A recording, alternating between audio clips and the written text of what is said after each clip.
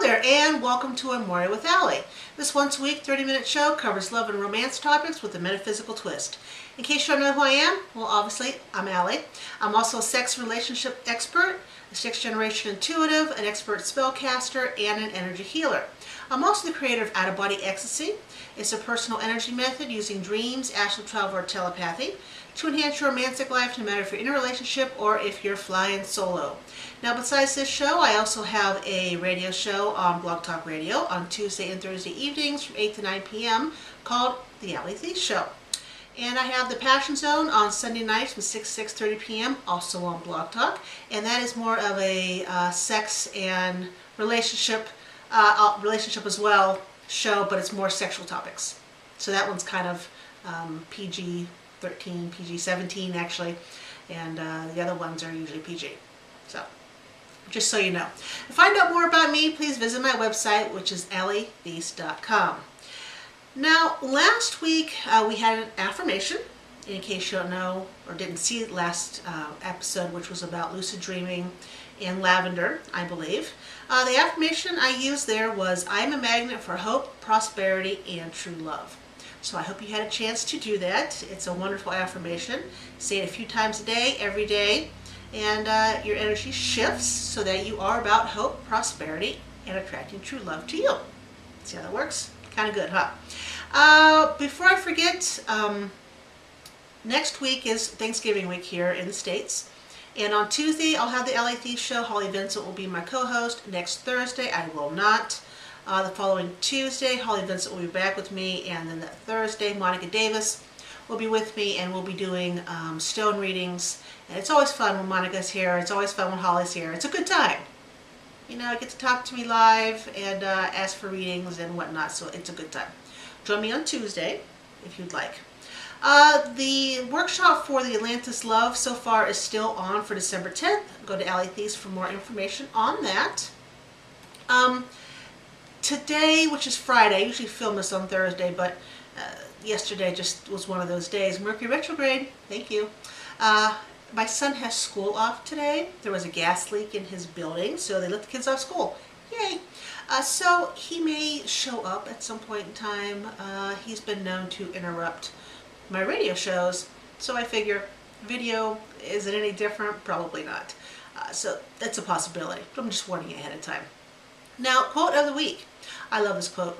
It was once said by Dr. Seuss, and I also love Dr. Seuss. You know, he wrote a bunch of adult books as well, as well as children's books, as we all know, but there's a bunch of adult books that Dr. Seuss wrote. And he once said, "You know you're in love when you can't fall asleep because reality is finally better than your dreams." I like that quote. I'll say it one more time. You know you're in love when you can't fall asleep because reality is finally better than your dreams. I think that's flippin' awesome. Now, and if you know me, and last week I talked about lucid dreaming, you know, dreams they're so easy to control once you understand how to do so. And I think it's interesting and funny in kind of a way that people come to me quite a bit to figure out how to lucid dream and how to control their dreams. But very few people come to me and ask me how can they control their reality, because both is within their control. It's just food for thought for the weekend. You know, why do we search out information on how to control lucid dreaming, how to astral travel? Both are a lot of fun, both are well worth learning, but hardly anybody asks to how to control their own reality.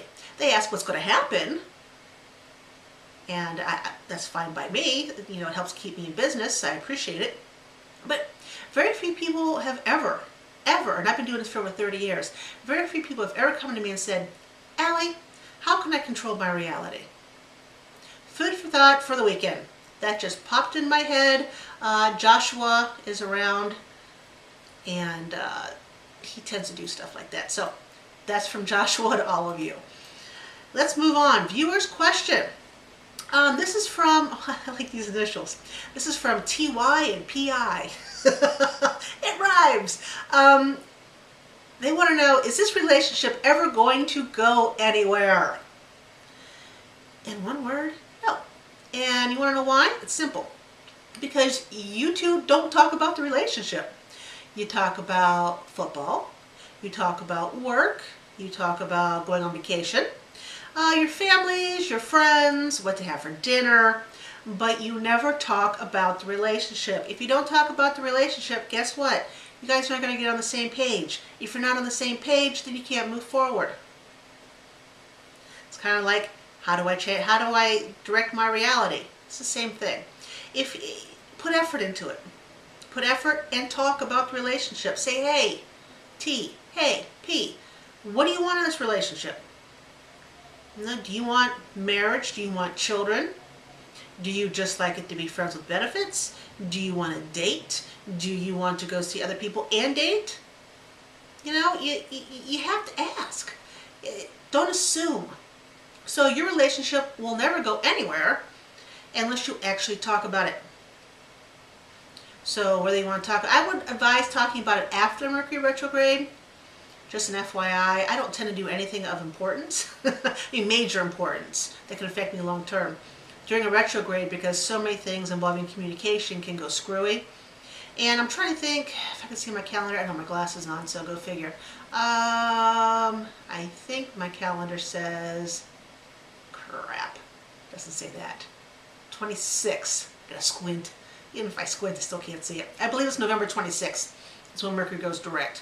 So November 26th, in the evening, talk about the relationship, and you guys will get to know more about it and what to do from that point on. Okay? Okay. Now, if you want to actually send me a question, it would be awesome if you did. Send me a question to Amore, A-M-O-R-E, at agelessknowledge.com. It's that simple. I just need your initials. If there's anybody else involved in the reading, I need their initials and the question. If you send me your question, you get put in the hopper for a free reading. I do not tell you, you don't hear from me. Okay, you send me your information, you send me your email, you don't hear from me. You don't end up on an email list. I don't spam you. I don't converse with you at all, unless you want me to. So I don't tell you when your question's picked. I don't tell you if you are the winner of the monthly free reading. You actually have to watch the videos to find out. So, there you go. But thank you, TY and PI, for sending in your question. I love that, TY and PI. Sounds like names for a novel. Anyways, topic of the week.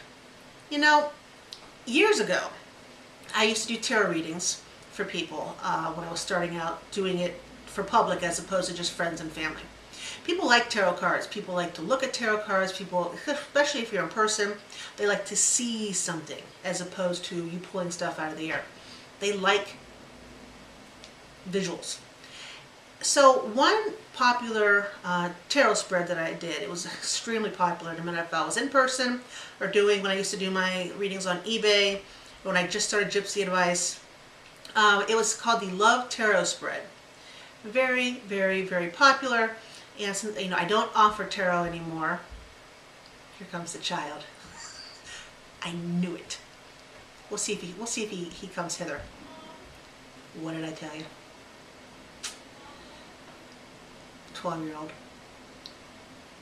I'm not going to edit this out, by the way. Yes, honey.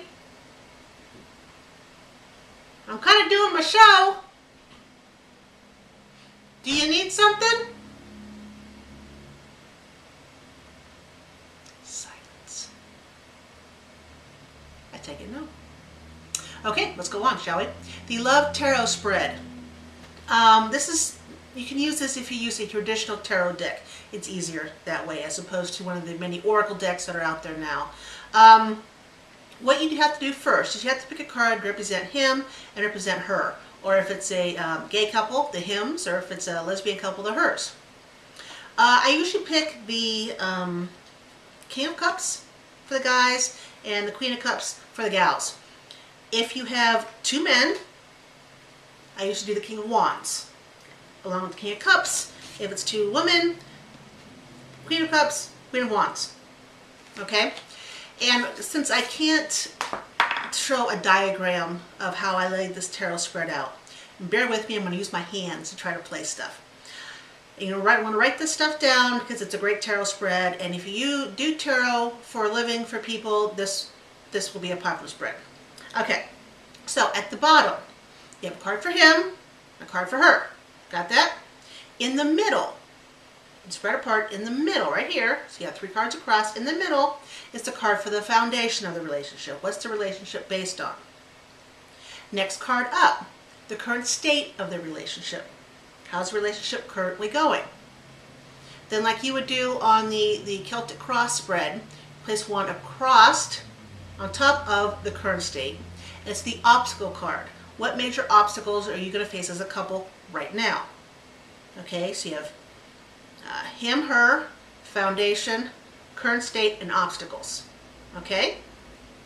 Then you want to put a card over here about how he feels about her, his feelings. Over here, how she feels about him, her feelings. Next card up, how he views the relationship. Next card up, how she views the relationship. Going with me? Okay, then we're up here, and in the middle, you've got where is this relationship going to be at 1 year? The 1 year card. Then, just like the Celtic cross, and now what you did below, across like this, you have the obstacles you're going to be facing a year from now. Got all that? And at the very, very tippy top, you have the potential for the relationship, meaning the relationship outcome. If you survive now, and if you survive the 1 year, what's the outcome going to be for the relationship overall? Okay, did you get all that? Want me to start again? Okay, so card for him, card for her. Then we have the foundation. Then we have the current state of the relationship, the obstacles you currently face, how he feels about her, how she feels about him, how he views the relationship, how she views the relationship. 1 year mark, how's the relationship going to be in a year, the major obstacles you're going to have during that time. At the top, relationship outcome. Simple. So let's see how many cards you got. If you don't get one him, one her, so 1, 2, 3, 4, 5, 6, 7, 8, 9, 10, 11, 12. 12 cards altogether. Ta-da! It's a great reading. Every time I did it, it never turned out wrong. A lot of people liked it, and a lot of people didn't like it. And they didn't like it because what I told them actually happened. But you know, when you're doing the spread, the tarot spread, when you tell somebody about the obstacles they're going to face, if you know ahead of time these obstacles are going to come up, then when they start to present themselves, then you can say, oh, I need to fix this right away because, hey, I got a reading and it said it's going to be a problem. Once you fix the obstacles, then everything else kind of chills. You make it over the hump, you get to the 1 year, make it to the obstacles, get over the hump, and then you have the relationship outcome. Now, there have been times when I've had all the bottom cards be decent cards. And then I get to relationship outcome up top, and I either have the Tower, or the 10 of Swords, or the 3 of Swords. And it's like, ah, got me in the heart. I hate those cards. I don't hate them, it's a strong word. I dislike them because usually that means whatever's going on is going to topple. The Tower card, though, isn't the worst of what I just mentioned. The 10 of Swords is actually the worst. But that usually means somewhere between the 1 year and lifetime, they run into some serious complications. That's what normally happens. But anyways, there we go. Topic of the week, the Love Tarot spread. I hope it helps you and future clients as much as it helped me and my clients. Okay, going on to the next viewer's question. Now remember, if you want to send me a question and get put in the hopper for a free reading, it's amore@agelessknowledge.com. Very simple. And this question is from LJ. And they write, I keep feeling someone kissing me. Am I imagining it? If not, who is it? You're not imagining it. Somebody is telepathically conducting foreplay with you, kissing you. So you're not going crazy, which is always a good thing. But who is it? That is the gazillion-dollar question. What I'm getting is the person's name is Chad. You went to school with him. I don't know if it was high school, grade school, college, but he was a prominent part of your schooling. And he's very much into metaphysical topics nowadays. He's very much into spirituality. He wants to get in touch with what got away from him in the past. So that's why he thinks about you a lot and he tries to connect to you, hence the kissing. Although he doesn't know where you are, he doesn't know what you're doing. He's even looking for you on Facebook, hasn't found you. So there you go, his name's Chad. If this is something that you like, if it's not interfering, if it's not causing you distress, let him continue. And when you feel that pressure on your lips, like someone's kissing you, think of Chad and imagine yourself kissing him back. If it is something that bothers you, then when you feel the pressure on your lips and the kiss happening, then you can mentally or out loud tell him to stop. And when someone's trying to do that to me and I don't want it, as soon as I start to feel the pressure or something and I say stop, I either mentally or I physically put my hand, like I push him away. No. Stop. Because if it was he was standing in front of me, that's what I would do. I would say no, and if he was persistent, I would push him away. So that's what I do. Okay? Well, thanks, LJ, for sending in your question. I hope it's been of help. Okay, magical item of the week. Crystal ball. I love the crystal ball. I don't know if you can see it behind me. Can you see it back there? I did put it back there, didn't I? I'm like, huh, I did put it there, right? Oh, yes, I did. Oh, score one for me. So my crystal ball is back there. I also have a smaller one. I love crystal balls. You know, when you think of a crystal ball, you think of a gypsy and her flamboyant colored outfit and usually a headdress and lots of jewelry, and she's at a round table and the crystal ball sitting on top and she's telling somebody their future. And you know, thanks to movies and television and books and whatnot, that's the image people normally get when they think of crystal ball. Now, gypsies, you know, gypsies in my heritage, and I've done extensive research, plus I have lots of information from my family before they passed on. Gypsies they have used the crystal ball. I can never say the name of Shavani. The Shavani in the gypsy tribe or clan is chosen to do the crystal ball. And although the crystal ball is something that Hollywood has, you know, made synonymous with the gypsies, it's not always used. And let me tell you why. Because I can do this, but it takes an enormous amount of effort to be able to gaze inside of a crystal ball and allow your mind to relax enough to see what's in there. But say, for instance, you want to give it a shot. You want to give it a go. What you want to do is you have to be dedicated in trying to master this, and you need to be patient. This is not something that but happens overnight. Whew, there we go. Get a crystal ball, okay, step one, or a reflective surface. Say you don't have a crystal ball, you can use a mirror, a bowl of water, some metal, and actually the mineral, I'm not even going to be able to say it right, beryl, B-E-R-Y-A-L, it's probably not even how you spell it, but that's actually what the original crystal balls were made from, and then they actually went to crystal. But those were the first gazing balls, as they are called, were made out of the beryl. Yeah, I just can't spell it. Made out of the beryl, and then the crystal part came around. So anyways, get one of the things I mentioned, the crystal ball, the reflective surface, the water, the metal, the water, or the mirror, and get a black cloth, and you want to put the black cloth down, and then the crystal ball on it, either the crystal ball or whatever reflective surface. Again, if you go back to when you're Hollywood movies, the crystal ball is always on a dark, dark surface. It may not be black, it may be dark purple, dark blue, but it's dark. Okay, at least I got that part right. So, it's on top of a black cloth. And you want to be in a comfortable chair with a nice table at a good height, because you're going to be sitting there for a bit. The trick here when it comes to a crystal ball is to gaze into the ball and not stare. You don't want to stare at it like you're having a stare contest with one of your siblings, and your eyes get locked in. You need to look at it and relax and soften. Okay, your mind needs to be quiet and you need to drift off, for lack of a better way to put it, as you're gazing into the crystal ball. And then when you do that, then there'll be symbols, sometimes short movies, that show up inside the crystal ball, and you use that to interpret. Now, as I said, crystal ball, using it is very difficult.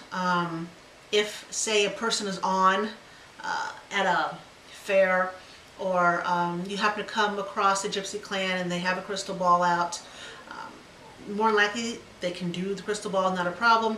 But if it's their job to constantly do it for whomever shows up, and they don't have a lot of time, they usually be gazing into the ball, but they use their intuition to pull out the symbols as opposed to seeing the symbols in the crystal ball. Two different ways. But again, give it a shot. If not a crystal, an actual crystal ball, reflective surfaces also work, provided I can talk. Okay, so there you go. Magical item of the week. I love crystal balls. Now, next week I'm going to talk about soulmates. I started off on this really wacky adventure with soulmates back in, God, when was it? 2002. November 2002. 10 years. Whew. I've been on this wacky journey with soulmates for 10 years, and it has been, it's been a life-changing experience, that's for sure. So I will talk about soulmates next week, and also candle color. What colors of candle for different magical spells. Okay? Keep in mind that, again, next week here in the States, it's Thanksgiving. So the Allie Theiss show will be on Tuesday. It will not be on Thursday. My show next week, I will be at my mother's house next Thursday, so I will not be here filming this. It'll probably be next Friday again by the time we get it up online, because I have a computer slower than an 80-year-old person at bingo. I kid you not. It takes 12 hours at least to upload. So give me some time, it'll get there. Now the affirmation, I like this affirmation. What you want to do is you want to say this. I usually do it 3 times in a row, boom, boom, boom, and I do it several times a day. So the affirmation for the following week is, I am prosperous, abundant, and a creative soul. I am a prosperous, abundant, and creative soul. You know, I always put 3 things in, because for some reason, 3 I have always found works. I could say I'm a prosperous soul, peachy. I'm an abundant soul. I'm a creative soul. But I am a prosperous, abundant, and creative soul. There you go. The way you're abundant, you're prosperous, and it can never hurt to be creative, no matter what you do. So, until next week, thank you for stopping by and watching Amore with Allie. Until next time, keep loving, keep living, and keep laughing. Take care of yourselves.